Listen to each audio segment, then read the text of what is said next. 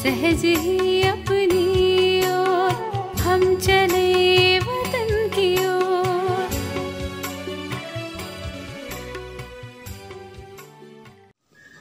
ஓம் சாந்தி 2/1/1978 அவ்யக்த பாப்தாதா மதுபன். வாணியின் தலைப்பு ஞானச்சந்திரன் மற்றும் ஞான நட்சத்திரங்களின் சாரல். பாப்தாதா அனைத்து அன்பான மற்றும் அதிர்ஷ்ட குழந்தைகளை பார்த்து மகிழ்ச்சி அடைந்து கொண்டிருக்கிறார்.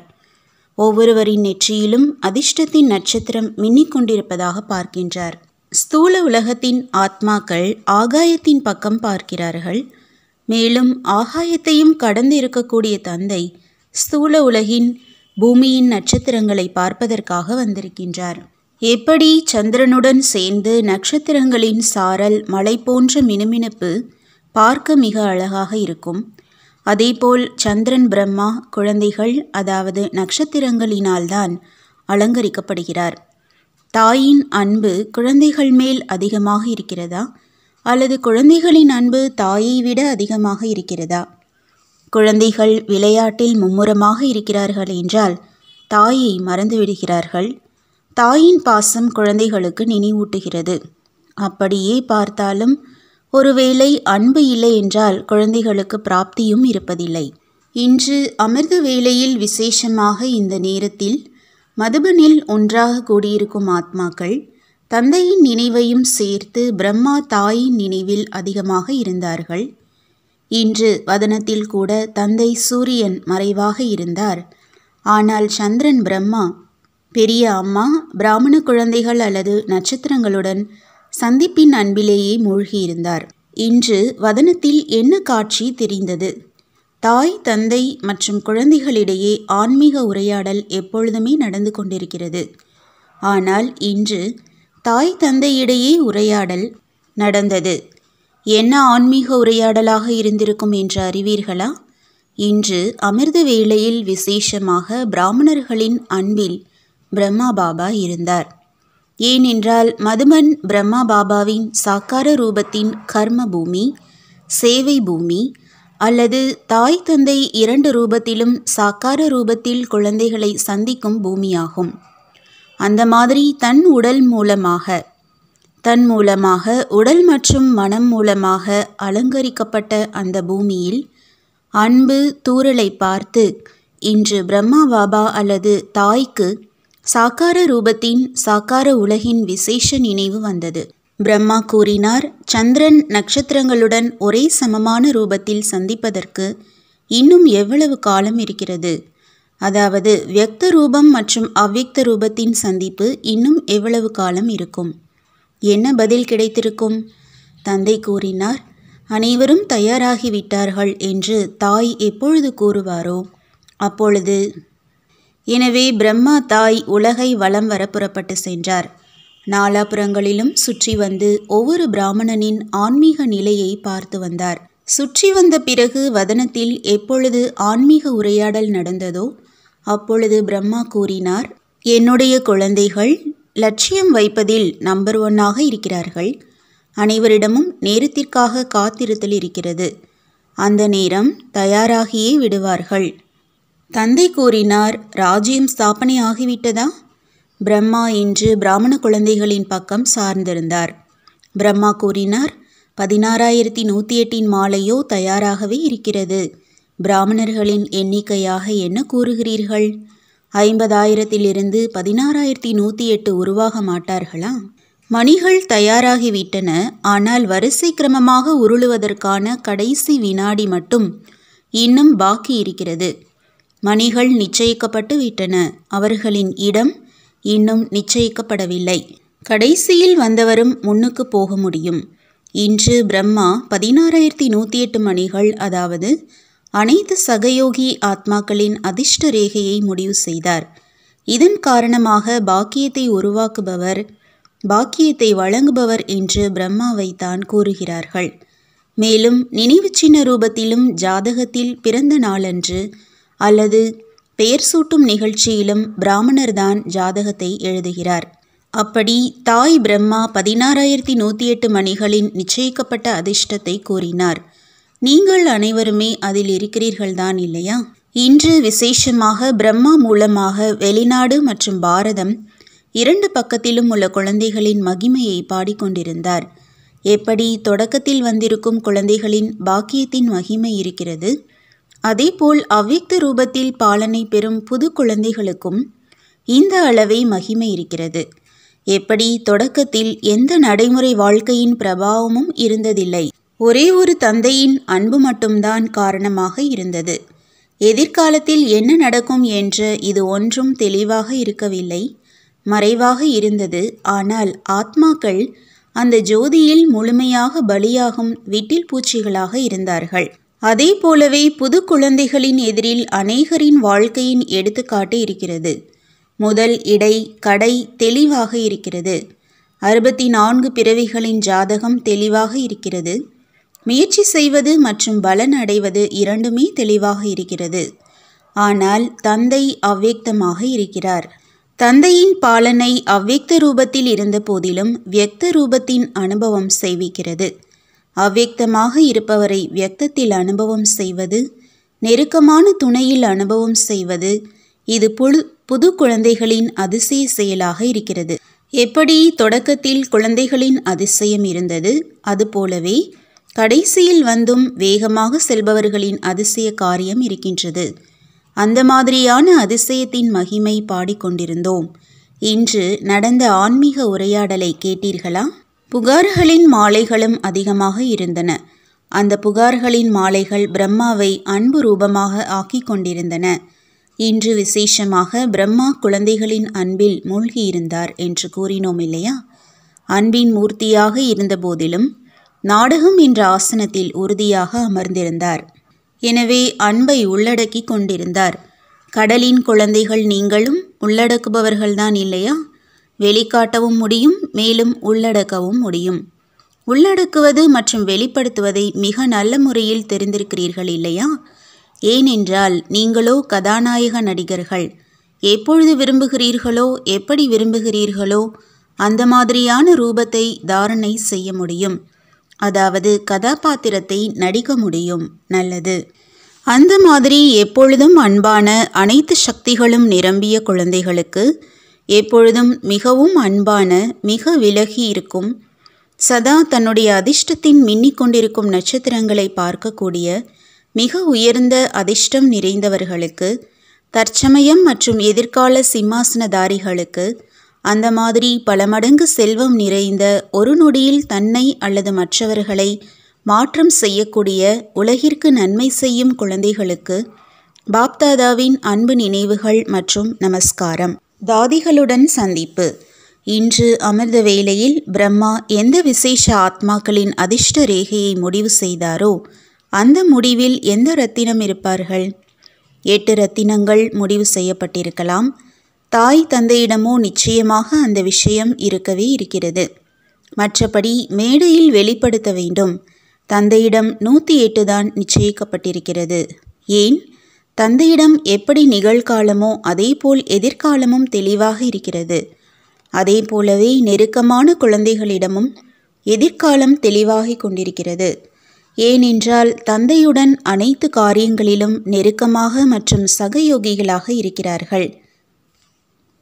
என்றால் அஷ்ட ரத்தினங்கள்தான் தலைமை நீதிபதிகள். நீதிபதியின் தீர்ப்பு ஆம் அல்லது இல்லை என்று முடிவாக இருக்கும். தந்தை ஜனாதிபதியாக இருக்கிறார். குழந்தைகள் தலைமை நீதிபதிகள்.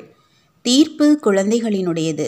தலைமை நீதிபதியின் தீர்ப்பு எப்பொழுதுமே மிகச் சரியானதாக இருக்கும். நீதிபதிக்கு மேலே தலைமை நீதிபதி ஆம் அல்லது இல்லை என்று சொல்ல முடியும். ஆனால் தலைமை நீதிபதியின் தீர்ப்புக்கு மிகுந்த மதிப்பு இருக்கிறது. எனவே எதுவரை எதிர்காலமும் நிகழ்காலத்திற்கு சமமாக தெளிவாக இல்லை என்றால் தீர்ப்பை யதார்த்தமானதாக எப்படி கொடுக்க முடியும்? நிகழ்காலம் மற்றும் எதிர்காலத்தின் சமநிலையைத்தான் தந்தைக்கு சமமான நிலை என்று கூறுவது. அந்த மாதிரியான நிலையை அனுபவத்தில் கொண்டு வந்திருக்கிறீர்களா? இன்று பிரம்மா பாபாவை சாக்கார ரூபத்தில் நினைவு செய்தீர்களா அல்லது அவ்யக்த ரூபத்திலா? நட்சத்திரங்களை பார்த்து சந்திரன் நினைவு வருகிறது தான் இல்லையா?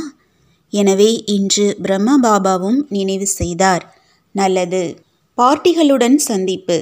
குஜராத் பார்ட்டி குஜராத்திற்கு விசேஷமாக கடைசியில் வந்தும் வேகமாக செல்வதற்கான வரதானம் கிடைத்திருக்கிறது.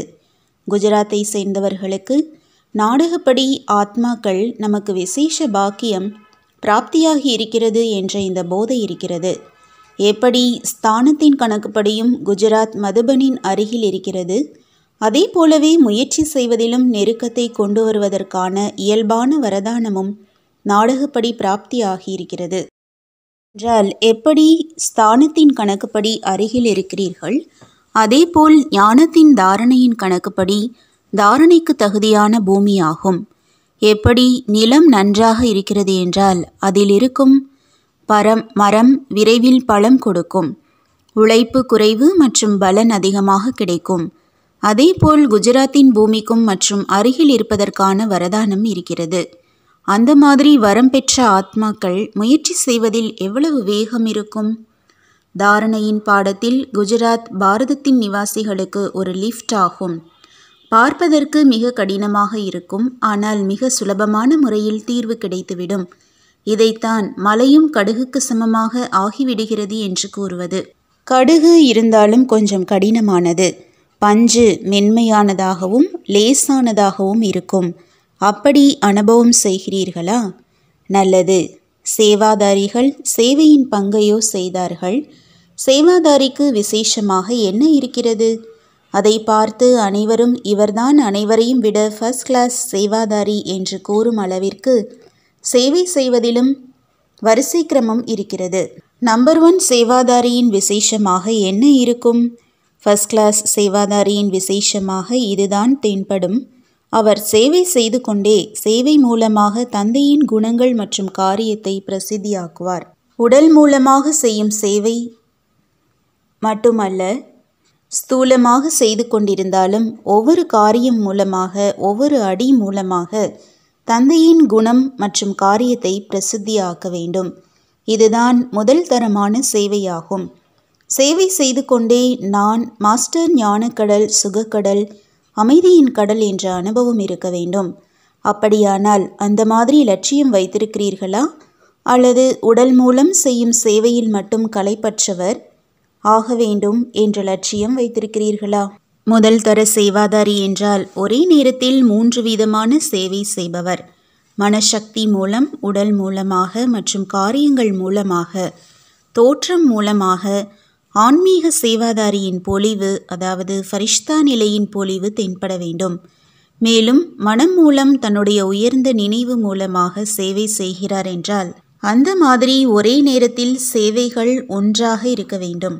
இவரைத்தான் ஃபர்ஸ்ட் கிளாஸ் சேவாதாரி என்று கூறுவது. சேவை செய்வது என்பது ஒரு குணமானது, ஆனால் மாஸ்டர் அனைத்து குணங்களின் கடலாக இருக்க வேண்டும். இது விசேஷமாகும். இது வேறு எங்குமே இருக்க முடியாது.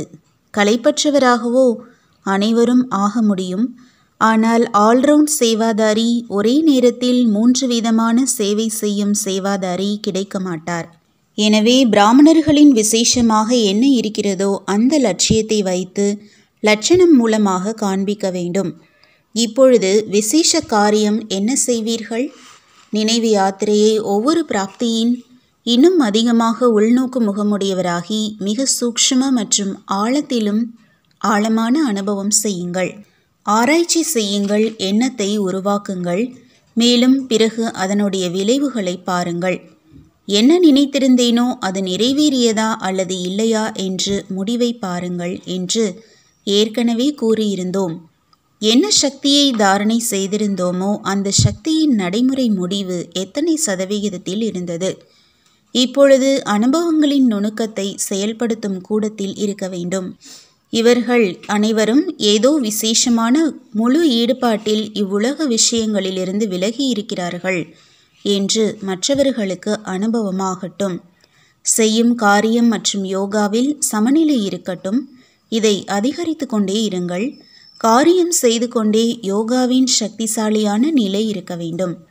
இதன் பயிற்சியை அதிகரியுங்கள். சமநிலை இருப்பது என்றால் அதிவேகம். சமநிலை இல்லாத காரணத்தினால் நடைமுறையில் அதிவேகத்திற்கு பதிலாக சாதாரண வேகம் ஆகிவிடுகிறது. எனவே இப்பொழுது எப்படி சேவைக்காக புது புது கண்டுபிடிப்புகளை செய்கிறீர்கள், அதேபோல் இந்த விசேஷ அனுபவங்களின் பயிற்சிக்காக நேரத்தை எடுங்கள். மேலும் புதுமையை கொண்டு வந்து அனைவரின் எதிரில் உதாரணமாக ஆகுங்கள். அனைவரும் யோகா என்றால் நினைவு, யோகா என்றால் தொடர்பு என்று வர்ணனை செய்கிறார்கள். ஆனால் தொடர்பின் நடைமுறை ஊக்கம், அதற்கான நிரூபணம் என்ன, பிராப்தி என்ன, அதன் நுணுக்கத்தில் செல்லுங்கள். மேலோட்டமான ரூபத்தில் இல்லாமல் ஆன்மீகத்தின் நுணுக்கத்தில் செல்லுங்கள். அப்பொழுதே ஃபரிஷ்தா ரூபம் பிரத்யக்ஷமாகும். பிரத்யக்ஷதாவின் சாதனமே முதலில் தன்னில் அனைத்து அனுபவமும் பிரத்யக்ஷமாக வேண்டும். எப்படி வெளிநாட்டு சேவையின் முடிவு எப்படி இருந்ததாக கேள்விப்படுகிறோம். எதன் பாதிப்பு ஏற்படுகிறது? திருஷ்டியின் மற்றும் ஆன்மீகத்தின் சக்தியின் மொழி புரியாவிட்டாலும் ஃபரிஷ்தா நிலையில் முகம் மற்றும் கண்கள் மூலமாக ஆன்மீக பார்வையின் முத்திரை பதிக்கப்படுகிறது. சேவையின் முடிவாக இதைத்தானே பார்த்தோம் அல்லவா? கடைசி நேரத்தில் நேரமும் இருக்காது, இந்த அளவு சக்தியும் இருக்காது. நாளாக நாளாக பேசுவதின் சக்தியும் குறைந்து கொண்டே செல்லும். ஆனால் வார்த்தைகள் என்ன காரியம் செய்யுமோ அதைவிட பல மடங்கு ஆன்மீகத்தின் சக்தி காரியம் செய்ய முடியும். எப்படி சொல்லில் பேச்சில் வருவதற்கான பயிற்சி ஆகிவிட்டது, அதேபோல் ஆன்மீகத்தின் பயிற்சியும் ஏற்பட்டுவிட்டது என்றால் அதிகமாக பேச்சில் வருவதற்கு மனம் விரும்பாது. நல்லது. வரதானம்: சாட்சியாகி கர்ம இந்திரியங்கள் மூலம் காரியம் செய்விக்கக்கூடிய, காரியம் செய்பவர் உணர்விலிருந்து விடுபட்ட அஷரீரி ஆகுங்கள். எப்பொழுது விரும்புகிறீர்களோ உடலில் வாருங்கள். மேலும் எப்பொழுது விரும்புகிறீர்களோ அப்பொழுது அஷரீரி ஆகிவிடுங்கள். ஏதாவது காரியம் செய்ய வேண்டும் என்றால் கர்ம இந்திரியங்களின் ஆதாரத்தை எடுங்கள். ஆனால் ஆதாரம் எடுப்பது நான் ஆத்மாதான் என்ற இதை மறக்காதீர்கள். நான் செய்பவன் அல்ல, செய்விப்பவன் ஆவேன். எப்படி மற்றவர்கள் மூலம் காரியம் செய்விக்கிறீர்கள் என்றால் அந்த நேரம் தன்னை வேறாக புரிந்து கொள்கிறீர்கள். அதேபோல் சாட்சியாகி கர்ம இந்திரியங்கள் மூலம் காரியம் செய்வித்தீர்கள் என்றால் காரியம் செய்யும் உணர்விலிருந்து விடுபட்டு அஷரீரி ஆகிவிடுவீர்கள். காரியத்தின் இடையிடையே ஓரிரு நிமிடம் அஷரீரி ஆவதற்கான பயிற்சி செய்தீர்கள் என்றால் கடைசி நேரம் மிகுந்த உதவி கிடைக்கும். ஸ்லோகன்: உலகராஜன் ஆக வேண்டும் என்றால் உலகிற்கு சக்தி வழங்குபவர் ஆகுங்கள். ஓம் சாந்தி. तो बच्चों को तो सर्विस करनी है. जो बाबा कहते हैं सबको ये बताओ कि देखो तुम्हारा एम एंड ऑब्जेक्ट ये है, एक गीता है बढ़िया, ये राजयोग है ना बच्चे. कैसे है राजयोग? बिल्कुल सहज है कि बाप को याद करो तो ये वैसा मिलेगा तुमको. ओम शांति.